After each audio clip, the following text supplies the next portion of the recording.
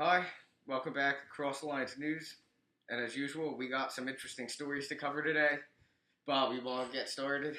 All right, so today Roger Ailes passed away, the Fox News founder, and whether or not how you feel about him, he changed media forever. There was back then, it was more like a liberal-leaning media with no really conservative outlet, and we all know Fox News is an obvious conservative outlet.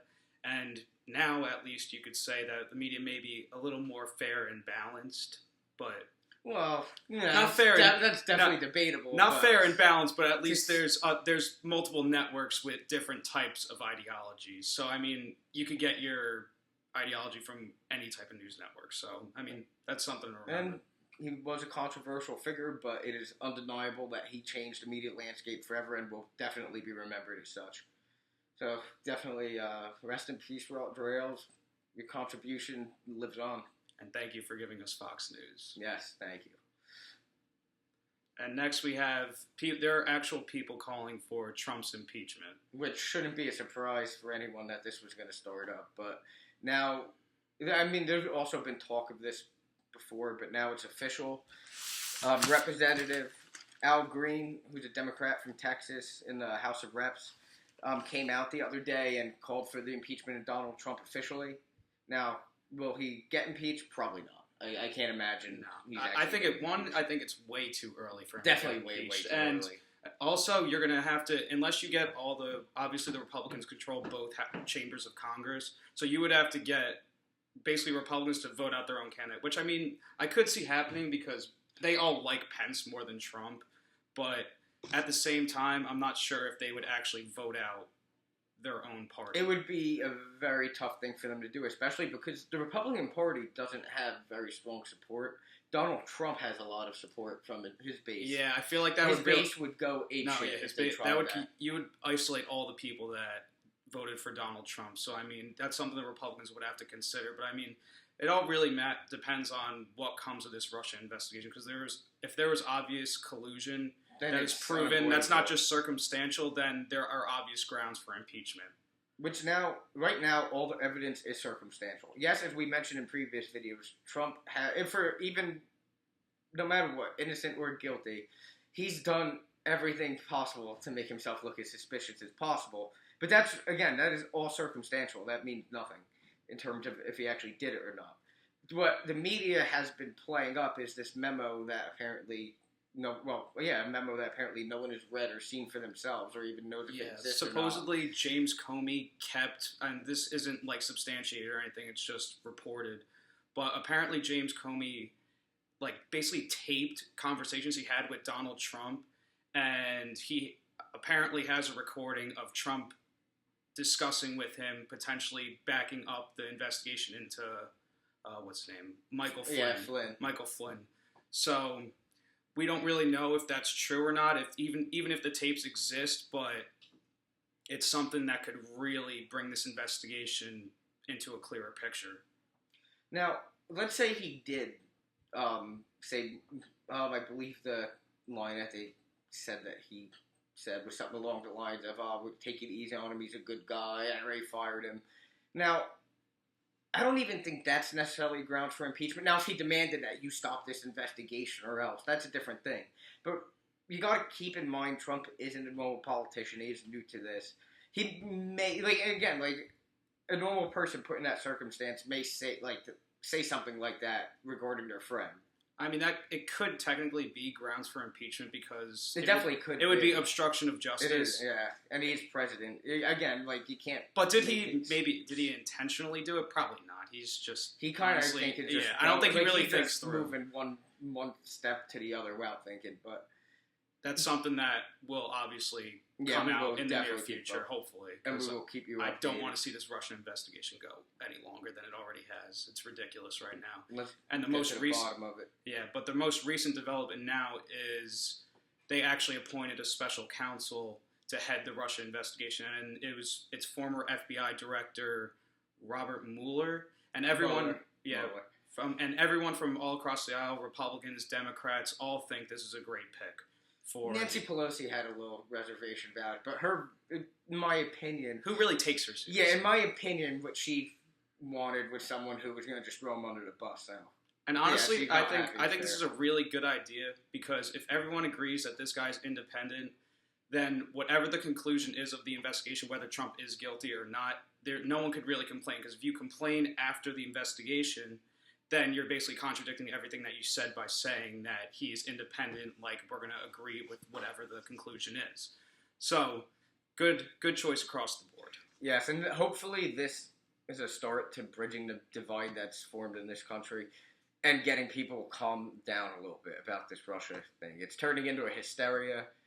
This may actually be exactly what needed to be done to calm people down. And I'm sure especially the liberal media will find some way to keep going with this.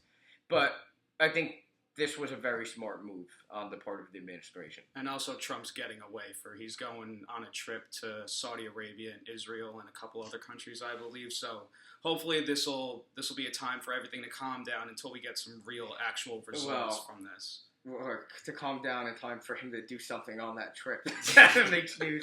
Apparently there's a report that some people on his own staff are concerned about unscripted diplomatic disasters that may occur during this trip. Has he gone on it? He's gone on trips so far, right? As president, I'm not sure actually.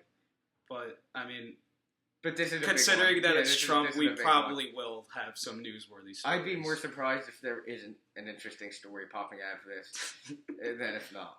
I mean, think of his meeting with Netanyahu. I give him credit for it. He's the first president, or maybe first person ever, to just flat out suggest to him we'd like if you stop the settlements. No beating around the bush. He definitely has his own version of diplomacy. And you know, it's really, really early into his presidency.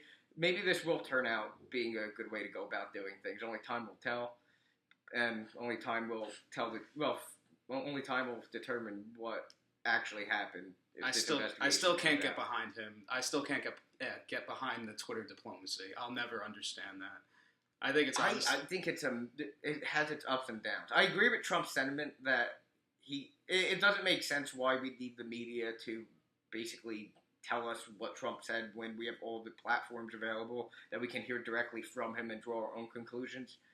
Which I don't know if you've heard that he's talking about stopping the press briefings, and instead it would be like they basically put out a document. I'm not sure how frequently, like each day or something like that, with updates, and then every other week he'd come out himself and do a press briefing. I kind of agree with that because I'm tired of seeing Sean Spicer basically cringe every time he comes out. Because his job's impossible. As he's saying, again, like imagine being in his spot. You're told you're told one thing, you go out, you say that, and before you finish saying it, the story has already changed. And you're just out there to take the bullets, basically. And speaking of the story changing, there is another development in the Russia investigation.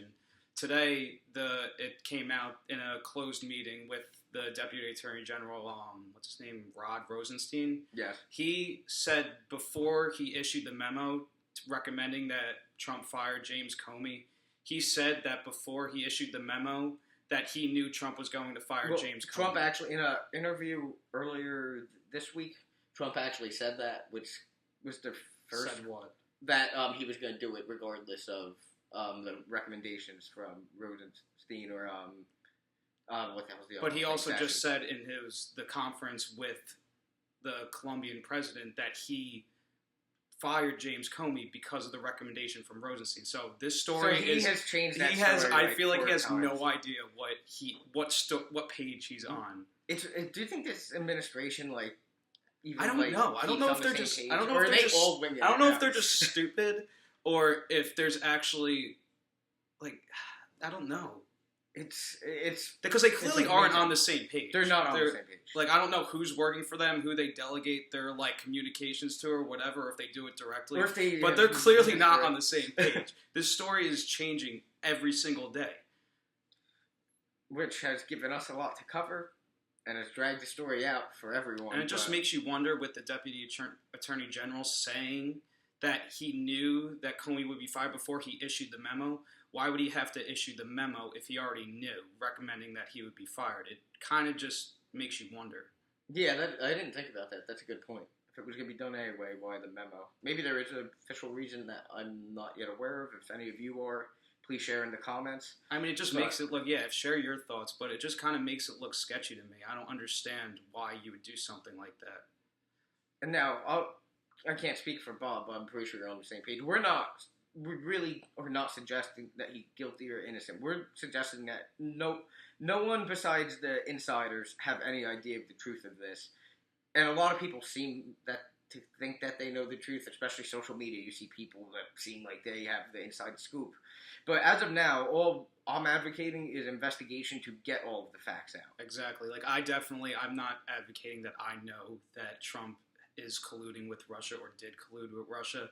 But a lot of the stuff coming out, it is weird, and I just want to get down to the bottom of it so we all could know the truth. There's no way to know right now. We don't have enough information. All we have is circumstantial evidence with some of his aides and some alleged collusion. Oh, while we're on the topic of Russia, I don't know if you saw that Putin actually put a statement out that they will release the transcripts of him and Kislyak talking to prove that there was no secret shared. Oh, really? Yeah, no, I didn't hear about that.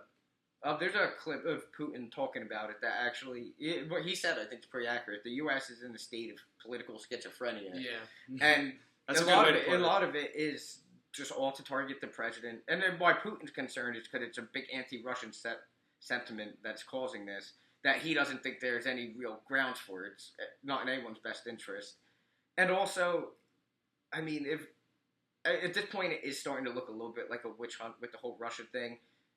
Like, every time he even meets with a Russian, it's a whole big deal, but that is part of being the president. Yeah. And as we mentioned before, I would like to see us get along with every country better, and that means having diplomacy. Yeah, there's no reason that we shouldn't be getting along with Russia. It's just, the witch hunt thing does make sense. It seems like every other day there is something new come out, if not every day. Yes. There's absolutely a whole lot of things to be suspicious. And I'm not saying there shouldn't be an investigation. I think there should be. Absolutely. But when I say witch hunt, I mean specific what some of the media outlets are doing where they are hyping. They're fear-mongering with this. Like the classified info thing, that was so overhyped. Like, that's not really that big of a deal. It's just the president has the discretion to do whatever he wants to classify any info that he wants. And like I said the other day in our other podcast, Russia is in the area with Syria, and it would only make sense if we cooperate them to fight ISIS and get rid of ISIS ultimately. And also, the media has done itself a disservice by every single thing Trump does, they make like it is the end of the fucking world. So, when I say witch hunt, that's more what I'm referring to. The fact that everything he does, like from not releasing the tax returns onto this, has been it's according to. I do want to see the tax returns. Yes, and he put a statement out apparently that he may release them after he's done being president. Which, what the hell's that matter? At that point, it's over. So when did he say when he was campaigning? When did he say he would release them? He changed the story multiple times. I believe it started out that he was going to release them. Then it was he can't because the audit. Then once people pointed out that yes, you can even it was not until audit. Hillary releases her emails, and then he just has continued. And then he said if he wins, he would. And then nope, not doing it. But that's a whole another issue for another day. Now, stay tuned. We got another big story for you coming up in our next video.